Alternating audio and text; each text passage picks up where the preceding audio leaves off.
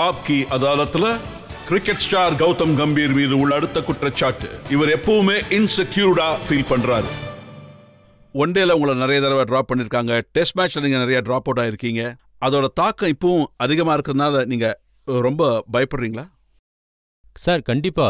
ஏன்னா நான் இந்தியாவுக்காக விளையாடும் போது மன நிறைவோட இருக்கிறதுல எந்த ஒரு அர்த்தமும் இல்லை. ஏன்னா இந்தியாவில் அவ்வளோ காம்படிஷன் இருக்கு. என்னுடைய பாஸ்ட் எக்ஸ்பீரியன்ஸ் பார்த்தீங்கன்னா, இனிஷியலி எனக்கு எப்பவும் லாங் ரன் கொடுத்ததே இல்லை.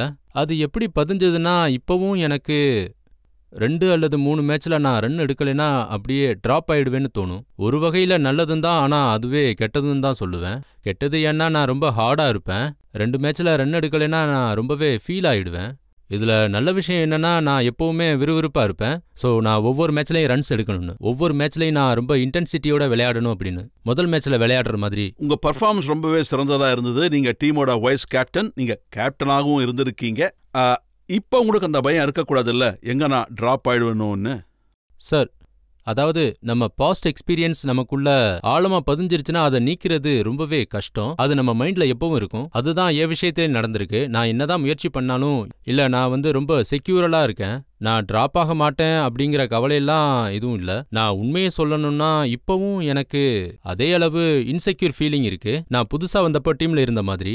பட் எனக்கு ஒர்க் அவுட் ஆகுது. மற்றவங்களுக்கு ஒர்க் அவுட் ஆகுதா என்னன்னு தெரியாது. பட் எனக்கு ஒர்க் ஆகுது. அது என்ன டோஸ்லேயே வச்சிருக்கும். இன்னும் அதிக ரன் எடுக்கணும் அப்படிங்கிற எதிர்பார்ப்பு எனக்குள்ளேயே இருக்கும். அது ஒரு விதத்துல நல்லதுதான். அந்த டென்ஷனால தான் ஒரு சில நேரங்கள் நீங்க 96ல 98ல 99லலாம் அவுட் ஆயிடுறீங்களா? இருக்க வாய்ப்பு இருக்கு சார். ஏன்னா நிறைய தடவை நமக்குள்ள தோணும் 100 அடிக்கணும். அந்த நேரத்துல நமக்குள்ள மைண்ட்ல ஃபிக்ஸ் ஆயிரும். அதாவது 97 தெரியாது, நமக்கு 3 ரன் தான் தெரியும். நம்ம மைண்ட்ல 100 ஃபிக்ஸ் ஆயிரும். என் விஷயத்துல அது நிறைய வாட்டி நடந்திருக்கு. நான் 100க்கு நெருக்கமா இருக்கும்போது, 100 எடுக்கணும்னு தோணும் போது நான் ஒவ்வொரு ரன்னா மறந்துடுவேன். எனக்கு என்ன தோணும்னா, இதை எப்படியாவது முடிக்கணும், இதை எப்படியாவது அடிச்சிடணும்னு தோணும். வேர்ல்ட் கப்ல நாங்க பார்த்தோம் 3 ரன்ஸ் தான் இருந்தது எடுக்கிறதுக்கு. அந்த 3 ரன் எடுக்க நீங்க ரொம்பவே முயற்சி பண்ணீங்க. அதை நினைச்சு ரெக்ரெட் பண்றேன். நான் அவுட் ஆகும்போது எனக்குள்ள என்ன தோணுன்னா, இந்த 3 ரன் என் மொத்த வாழ்க்கையில இந்த 3 ரன்னை நான் ரெக்ரெட் பண்ணுவேன். திரும்ப ஒரு வாய்ப்பு எனக்கு கிடைக்குமா கிடைக்காதான்னு தெரியாது. வேர்ல்ட் கப் விளையாடும்போது 97 ரன் எடுத்துட்டு 100க்கு 3 ரன் தான் பாக்கி இருந்தது. திரும்ப அந்த வாய்ப்பு கிடைக்குமான்னு தெரியாது. ஒருவேளை அதே டைம்ல நான் 100 அடிச்சு இந்தியா டீம் தோத்துச்சுன்னா, மஹிலா ஜெயவர்தனே 100 அடிச்சு ஸ்ரீலங்கா தோத்துருச்சு. அந்த 100 அவங்களுக்கு வேல்யூபிளா ஏற்படுத்தல. அதே மாதிரி நான் 97 ரன் எடுத்தப்போ, ஹையஸ்ட் ரன்ல வேர்ல்ட் கப் ஜெயிச்சப்போ எனக்கு ரொம்ப சந்தோஷம். ஐ திங்க் அந்த நேரத்துல என்னன்னா, அதை விட சிறந்ததா இருந்திருக்காது. நான் 100 எடுத்து வேர்ல்ட் கப் வின்னிங் மெம்பரா இருந்திருப்பேன். நீங்க பர்சனலா கேட்டீங்கன்னா, அந்த 3 ரன் என் வாழ்க்கை முழுக்க ஒரு நெருடலா தான் இருந்திருக்கும். முதல்ல சேவாக் அவுட் ஆனாரு, அப்புறம் சச்சினும் அவுட் ஆயிட்டாரு. அதனால மக்களுக்கு நம்பிக்கை எல்லாம் போயிடுச்சு. ஆனா நான் நம்பிக்கை இழக்கல சார், ஹானஸ்ட்லி.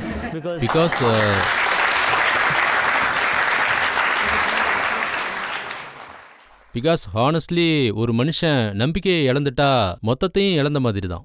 சச்சினும் ஷேவாக்கும் அவுட் ஆயிருந்தாலும் நம்மக்கிட்ட ஸ்ட்ரென்த் இருந்தது. நம்மக்கிட்ட எந்த ஸ்டேஜா இருந்தாலும், அதாவது வேர்ல்ட் நம்பர் 1 டீமுங்கிறது ஒருத்தர் 2 பேரை வச்சோ இல்லை. வேர்ல்ட் நம்பர் 1 டீம் இல்ல நம்ம வேர்ல்ட் சாம்பியன் ஆகணும்னா நம்ம நிறைய கான்ட்ரிபியூட் பண்ண வேண்டியது ரொம்ப முக்கியம். பிளேயரும் ஃபீல்டில் இறங்கும்போது அவங்களுடைய கான்ட்ரிபியூஷனும் ரொம்ப முக்கியம். ஏதாவது 1-2 பிளேயர்ஸை வச்சு வேர்ல்ட் சாம்பியன்ஸ் ஆக முடியாது. ஆனா சச்சின் அவுட் ஆகும்போது உங்க இதயம் ரொம்பவே துடிச்சிருக்கும்ல? இல்ல சார், என் கையில பேட் இருந்தது. அதை தவிர நான் வேற எதுவுமே யோசிக்கல. என் கையில பேட் இருந்த வரைக்கும், நான் கிரீஸ்ல இருந்த வரைக்கும் நான் எதை பத்தியுமே பயப்படல. ஒருவேளை நான் அவுட் ஆகி ட்ரெஸ்ஸிங் ரூம் போயிருந்தா ஒருவேளை பயந்திருப்பேன். பட் நான் ஃபீல்ட்ல இருந்த வரைக்கும், நான் எண்டு வரைக்கும் விளையாண்டா நிச்சயம் ஜெயிப்போங்கிற நம்பிக்கை இருந்தது. நீங்க அவுட் ஆனதுக்கு அப்புறம் அப்ப பாத்தீங்கன்னா, நாங்க எப்படியாவது ஜெயிச்சு ஆகணும். அந்த மேட்ச்ல ஐ திங்க் நாங்க 95% ஜெயிச்சிட்டோன்னு தான் சொல்லணும். அந்த டயத்துல 50 பாலுக்கு 50 ரன் தான் தேவைப்பட்டது. அப்ப பாத்தீங்கன்னா யுவராஜ் இருந்தாரு. அவரு பயங்கர ஃபார்ம்ல இருந்தாரு. மேட்ச் ஜெயிச்சே ஆகணும்னு. அதே மாதிரி நாங்க ஜெயிச்சிட்டோம். தோனி அந்த நேரத்துல ரொம்ப நல்லா விளையாடினாரு. நான் அவுட் ஆனப்போ 95% நம்பிக்கை இருந்தது. கண்டிப்பா நாம இந்த மேட்ச்ல ஜெயிப்போம். உண்மையிலே அந்த மேட்சை நீங்க ஜெயிச்சு கொடுத்ததோட போட்டோஸ் எல்லாம் பார்த்து மக்கள் ரொம்பவே கொண்டாடினாங்க, ரொம்ப சந்தோஷப்பட்டாங்க. கண்டிப்பா அதுக்கப்புறம் தான் தெரிஞ்சது, ஒரு ஸ்போர்ட், ஒரு கிரிக்கெட் ஒரு நாட்டை எப்படி யுனைட்டடா ஒரு சந்தோஷத்தை கொடுக்க முடியும்னு. அதுக்கு பின்னாடி நிறைய கான்ட்ரவர்சி நடந்துச்சு. கேமன் சொன்னாங்க. அந்த டூரேஷன்ல மக்கள் எல்லாத்தையும் மறந்துட்டு அந்த வெற்றியை பயங்கரமா கொண்டாடினாங்க. ஒரு ஸ்போர்ட்ஸ் மக்களை எல்லாத்தையும் ஒன்னா சேர்க்குது. இதை வச்சு பார்க்கும்போது நாம மொத்த நாட்டையும் ஒன்னு சேர்த்துட்டோங்கிற ஒரு சந்தோஷம் கிடைக்குது. உங்க இன்செக்யூரிட்டியை பத்தி பேசிக்கிட்டு இருந்தோம். சில கிரிக்கெட்டர்ஸ் சொல்லியிருக்காங்க நீங்க நிறையவே ரன் அவுட் ஆவீங்கன்னு. நீங்க வேகமா ஓடக்கூடியவர், யங்காவும் இருக்கீங்க. அப்புறம் இப்படி 3 வருஷத்துல 6 தடவை ரன் அவுட் ஆயிருக்கீங்க. நான் என் கிரிக்கெட்டை வீரு கூட நிறைய வாட்டி விளையாண்டுருக்கேன். எனக்கும் வீருக்கும் இருக்கிற அண்டர்ஸ்டாண்டிங் மற்ற பிளேயர்ஸ் கிட்ட இல்லைன்னு தான் சொல்லுவேன். ஏன்னா நாங்க 2 பேரும் சேர்ந்து நிறைய விளையாடி இருக்கோம். டெல்லிக்கு, ஓஎன்ஜிசி, இந்தியாவுக்காகவும் எங்களுடைய அண்டர்ஸ்டாண்டிங் ரொம்பவே டிஃபரெண்டா இருக்கும். நானும் டோனியும் ரன் எடுக்கும்போது பிட்வீன்ல நிறைய ரன்னு கிடைக்கும். பட் வீரு கூடவும் டோனி கூடவும் இருக்கிற அண்டர்ஸ்டாண்டிங் மற்ற பிளேயர்ஸு கிட்ட இல்ல. மேபி அந்த ரீசன்னால கூட நான் ரன் அவுட் ஆயிருக்கலாம். எனக்கு இப்பவும் ஞாபகம் இருக்கு, ஆஸ்திரேலியாவு கூட குவார்டர் ஃபைனல்ல விளையாடும்போது யூவி கூட நான் ரன் அவுட் ஆயிட்டேன். அப்போ நான் ரன் அவுட் ஆனது அந்த டைம் ரொம்ப குரூஷியலா இருந்தது. பட் அது அண்டர்ஸ்டாண்டிங் மேல டிபெண்ட் ஆகும். நம்ம எதிரில் இருக்கிற பார்ட்னரோட அண்டர்ஸ்டாண்டிங் எப்படி இருக்குன்னு. அண்டர்ஸ்டாண்டிங் நல்லா இல்லைன்னா மேபி ரன் அவுட் ஆகலாம். நீங்க ஆஸ்திரேலியாவில் ரன் அவுட் ஆனப்போ உங்ககிட்ட யுவராஜ் சொல்லியிருப்பாரு, ஏன்பா நான் ஒன்றும் சேவாக இல்லப்பா, அவ்வளோ ஸ்பீடாக என்னால் ஓட முடியாது. ஆமா, மேட்ச் அப்போ சொன்னாரு. மேட்ச்ல நாங்க எல்லாரும் ஜெயிச்சிட்டோம், எல்லாரும் சந்தோஷமா இருந்தோம். தோத்திருந்தா எனக்கு கோவம் வந்திருக்கும், கோவப்பட்டிருப்பேன். ஒருவேளை ஜெயிச்சதுனால நான் அதை மறந்துட்டேன். அந்த மொமெண்ட்ல கோவம் வந்துச்சு. அப்புறம் மேட்ச் ஜெயிச்சதுனால யுவி மேல எனக்கு ஒரு மரியாதை வந்தது. நீங்களும் சேவாகவும் விளையாடும்போது ரொம்பவே பேசிக்கிறீங்க. ஆமா சார், பேசுவோம். எப்பவும் ஓப்பனிங் பேட்ஸ்மேனுக்கு ரொம்ப ப்ரெஷர் அதிகமா இருக்கும். அதுவும் இன்டர்நேஷனல் கிரிக்கெட்ல ரொம்பவே அதிகமா இருக்கும். புது பால், புது விக்கெட் எடுக்கிறது, பவுலர் ஸ்ட்ரெஸ். அந்த நேரத்துல நம்ம பார்ட்னர் கிட்ட பேசலனா எப்படி நாம ரிலாக்ஸ் ஆக முடியும்? அந்த நேரத்துல நம்ம பிரச்சனைய டிஸ்கஸ் பண்ணி பேசுவீங்க. It depends. எது வேணாலும் ஒருத்தருக்கு ஒருத்தர் ரிலாக்ஸ் பண்றது, கான்ஃபிடன்ஸை கொடுக்கறது. நம்ம 11 பேருக்கு எதிராக அகெயின்ஸ்டா விளையாடுறோம். கஷ்டமான கண்டிஷன்ஸ், புது பால், பவுலர்ஸ் ஃப்ரெஷ்ஷாக இருப்பாங்க, நமக்கு எல்லாமே அகெயின்ஸ்டா இருக்கும். அந்த நேரத்தில் நம்ம பார்ட்னர்கிட்ட பேசாம ரிலாக்ஸாக இருந்தா ஒன்றுமே பண்ண முடியாது. அந்த நேரத்தில் ஜோக் அடிப்போம், ஏதாவது ஃபன்னா பேசுவோம், ஏதாவது ஒன்று பண்ணுவோம். பாட்டு கூட பாடுவீங்களா? ஆமாம், பாட்டு பாடுவோம். இந்த மாதிரி எது வேணாலும் பண்ணுவோம் சார். ஜோக் அடிப்போம், காமெடி பண்ணுவோம். இந்த மாதிரி ரிலாக்ஸாக இருக்கா எது வேணாலும் பண்ணுவோம் சார். அப்போ தான் பெர்ஃபார்மன்ஸ் நல்லா இருக்கும். அதாவது வீரேந்திர சேவாக் உங்க கூட இருந்தால் நீங்கள் ரொம்ப லக்கியாக ஃபீல் பண்ணுறீங்களா? அவர் கூட இருக்கும்போது உங்கள் பெர்ஃபார்மன்ஸ் ரொம்பவே நல்லா இருக்கு. நான் ஐ திங்க் வீரேந்தர் சேவா கூட பார்த்தீங்கன்னா ஆஃப் த ஃபீல்ட் கூட எனக்கு அவர் கூட அண்டர்ஸ்டாண்டிங் இருக்கு. அது கூட பார்த்தீங்கன்னா ரொம்பவே இம்பார்ட்டன்ட். ஆஃப் த ஃபீல்ட்லையும் 2 பேரும் அண்டர்ஸ்டாண்டிங்கில் இருந்தீங்கன்னா ஆன் த ஃபீல்ட்லையும் அது நிச்சயம் ரிஃப்ளெக்ட் ஆகும். நாங்கள் 2 பேரும் ஒன்றா நின்று பேட்டிங் பண்ணும்போது 2 பேரும் ரொம்ப நல்லா கம்ஃபர்டபுளாக இருக்கிற மாதிரி ஃபீல் பண்ணுவோம். ரன்னிங் பிட்வீன் த விக்கெட் அது 2 பேருக்கும் நல்லா இருந்தால் தான் எங்களால் ஓட முடியும். அவர் எப்படி கேம் விளையாடுவாருன்னு எனக்கு தெரியும், நான் எப்படி விளையாடுவேன்னு அவருக்கு தெரியும். 2 பேரும் ஷேர் பண்ணிப்போம். இது தப்பாக போகுது, அதை சரி பண்ணிக்கணும், இது பண்ணணும், அதை பண்ணணும்னு.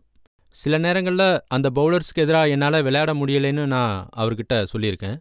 இதை நீங்கள் ஃபேஸ் பண்ணுங்கன்னு சொல்லியிருக்கேன். அதெல்லாம் பார்த்தீங்கன்னா இதை ஒரு அண்டர்ஸ்டாண்டிங்கில் தான் கண்டிப்பாக நம்ம செய்ய முடியும். 2 பேருக்குள்ள அண்டர்ஸ்டாண்டிங் இல்லைன்னா நாங்கள் 2 பேரும் கண்டிப்பாக அதிக நேரம் விளையாட முடியாது. இந்த பவுலர் எனக்கு கம்ஃபர்டபுளாக இல்லை, அதனால நீங்கள் விளையாடுங்க அப்படின்னு அவர்கிட்ட சொல்லிடுவேன். நிறைய தடவை இந்த மாதிரி சொல்லி. இந்த பவுலரை என்னால் ஃபேஸ் பண்ண முடியாதுன்னு எப்போது நீங்கள் வீரேந்திர சேவாக் கிட்ட சொல்லியிருக்கீங்களா? அப்புறம் அவர் அடிச்சடியில் இந்த பவுலர் காணாமல் போன மாதிரி எப்போது நடந்திருக்கா? அதுவும் நடந்திருக்கு. அந்த பவுலர் கிட்ட எனக்கு அன்கம்ஃபர்டபுளாக இருக்கு அப்படின்னு நான் நிறைய தடவை சொல்லியிருக்கேன். அதில் வெக்கப்படுறதுக்கு எதுவும் இல்லை. ஒருத்தர் யார் மேலேயும் டிஸ்கம்ஃபர்டபுளா ஃபீல் ஆகலாம். அந்த மாதிரி தான் எனக்கு. ஆனா சேவாக் யார் அகைன்ஸ்டாவும் டிஸ்கம்ஃபர்ட்டா ஃபீல் பண்றதே எல்லாரும் எப்பவும் அடிக்கிறாங்க சார். அது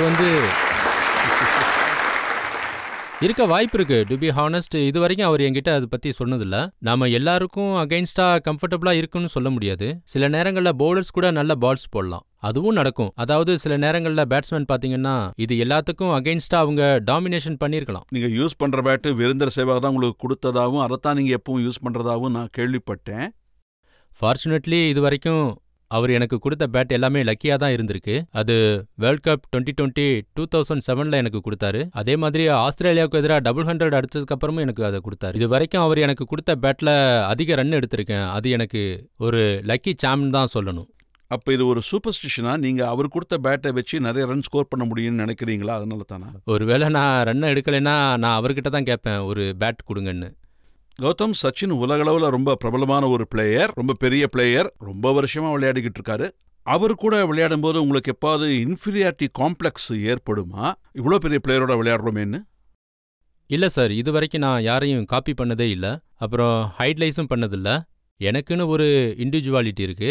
அதாவது என் கையில பேட் இருக்கிற வரைக்கும் யாரை பார்த்தும் எந்த காம்ப்ளெக்ஸும் ஏற்படாது. அதை என்னால உறுதியா சொல்ல முடியும். நாம ஒருத்தரை காப்பி அடிக்கும்போது தான் நமக்கு அந்த மாதிரி ஒரு காம்ப்ளெக்ஸ் தோணும். இல்ல நாம ஒருத்தரை மாதிரி ஆகணும்னு நினைச்சாதான் அந்த மாதிரி தோணும். நான் எனக்குன்னு ஒரு ஐடென்டிட்டியை உருவாக்கணும்னு நினைச்சேன். நான் உருவாக்கியிருக்கேன். எனக்கு இது வரைக்கும் எந்தவித காம்ப்ளெக்ஸும் தோணுனதில்ல. நமக்கு யாராவது ஒரு ஐடல் இருந்தா நமக்கு அந்த மாதிரி தோணும். எனக்கு கிரிக்கெட்ல எந்த ஒரு ஐடலும் கிடையாது. கிரிக்கெட்ல ஐடல் இல்ல, அதே மாதிரி வாழ்க்கையில உங்களுக்கு எந்த ஐடலும் இல்லையா? இருக்காங்க சார், பகத்சிங். நான் எப்பவும் அவரை பத்தி தான் யோசிச்சுட்டு இருப்பேன். அவர் தான் என்னுடைய மிகப்பெரிய இன்ஸ்பிரேஷன். நான் இது வரைக்கும் படிச்ச புக்ஸ்ல இந்த புக்கை தான் நான் முழுசா படிச்சிருக்கேன். அது அவரை பத்தி மட்டும்தான். அவரை தவிர எனக்கு வேற யாரும் ஐடல் இல்லை.